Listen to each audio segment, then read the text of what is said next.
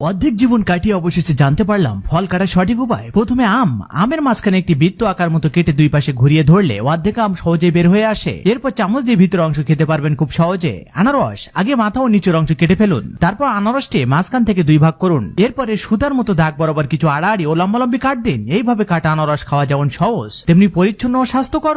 হামি তরমুজ ওপরের বীজ ভরা অংশ কেটে ফেলে দিন, তারপর লম্বাভাবে দুই পাশে কেটে ছোট ছোট অংশে ভাগ করুন। দেখতে হবে দারুণ, ছোট ও সুন্দর, অতিথিরা দেখলেই প্রশংসা করবে। ডালিম ওপরের অংশে কেটে চতুর্ভুজ আকৃতি ছিদ্র করে মাথার অংশটি খুলে ফেলুন। এরপর ভিতরে ঝিল্লির মতো রেখা বরাবর নিচের দিকে কেটে প্রতিটি ভাগ আলাদা করুন। এখন বড় একটি বাটিতে উল্টো করে রেখে চামচ বা হাত দিয়ে ঠকঠক করে মারলে দানাগুলো পরিষ্কার ভাবে বের হয়ে আসবে। যা বাকি থাকবে তা হাতে নিয়ে আবার মারলে একদম পরিষ্কার হয়ে যাবে। কিউই ফল দুই পাশের মুখ কেটে ফেলুন, এরপর একটি স্ট্রো বা চামচ ঢুকিয়ে ঘুরিয়ে দিন, সহজেই পুরো ফলটা বের হয়ে আসবে। ড্রাগন ফল মাঝখান থেকে কেটে দুটি ভাগ করে নিন, তারপর ফলের শ্বাসের উপরে লম্বালম্বি তিনটি ও আড়াআড়ি দুটি কাট দিন, তারপর খোসার সাথে চারপাশে ঘুরিয়ে দিলে ছোট ছোট টুকরোই খেতে পারবেন। জাম্বুরা মাথা ও নিচের অংশ কেটে ফেলুন, এরপর ফলের খোসা হালকা করে একটি স্তর কেটে নিন, মাঝখানে একটি ছোট কাটা দিন এবং আস্তে আস্তে খুলে ফেলুন। দেখবেন ঝিল্লিগুলো একে একে আলাদা হয়ে সুন্দরভাবে ফলের কোয়া বের হয়ে আসছে। পুরো ফলের মাংস নিখুঁতভাবে তুলে নিতে পারবেন। তরমুজ মাঝখান থেকে দুটি ভাগ করুন, এরপর প্রথমে একদিকে কয়েকটি আড়াআড়ি কাট, তারপর লম্বালম্বি কাট দিয়ে দিন। এইভাবে কাটলে তরমুজ খাওয়ার সময় মুখে আর রস মাখামাখি হবে না,